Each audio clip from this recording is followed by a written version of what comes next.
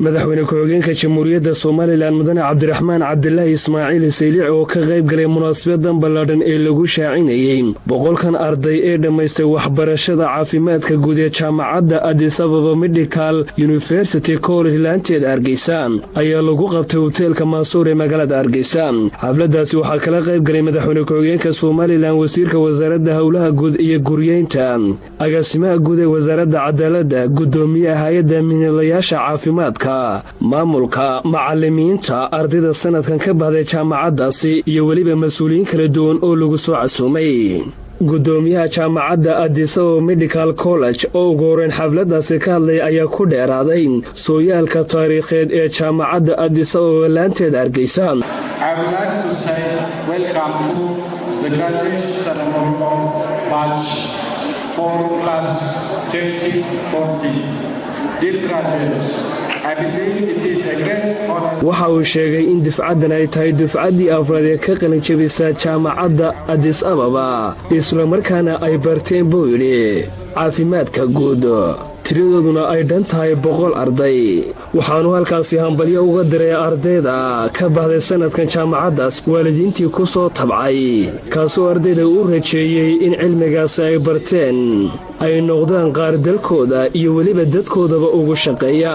agaasimaha guud ee wasaaradda cadaaladda ee Soomaaliland oo isaguna halkaasi ka hadlay ayaa ku dheeraaday ahmiyadda ay waxbarashadu leedahay ardaydan u soo jeediyey inay sii dadaalaan isla markaana ay u samraan inta ay shaqadu u imanayso.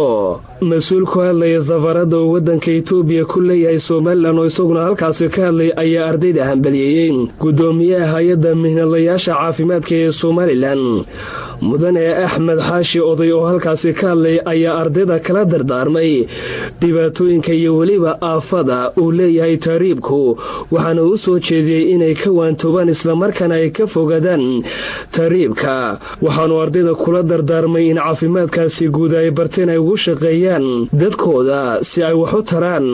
wasiirka wasaaradda howlaha guud iyo guryeynta ee Soomaaliland mudane Cabdirasaaq Khaliif Axmed oo isaguna munaasabadaasi ka hadlay ayaa hadaladiisii waxaa ka mid ahaa farxad bay tahay inaan ka soo qayb galo xafladatan lagu maamuusayo ardayda ka qalin jebisay jaamacadda Addis Ababa Medical University College.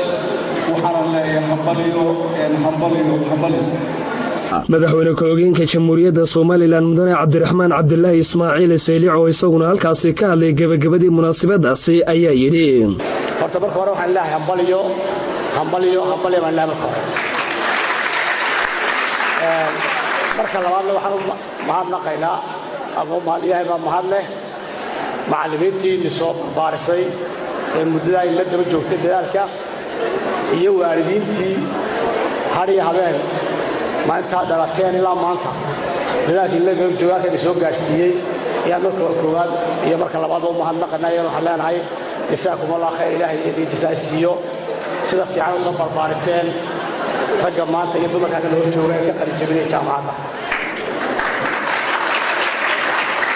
intaana guddo mahadnaqaya hambalyada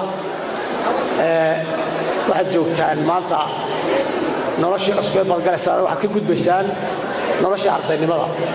xil baa maanta laga bilaabay idin fuulay, xilkan waxaad laga rabay inaad gudataan. xil qaran baa idin fuulay, xil waxaa idin fuulay waalid iyo xil naftiina intuu maanta idin fuulay.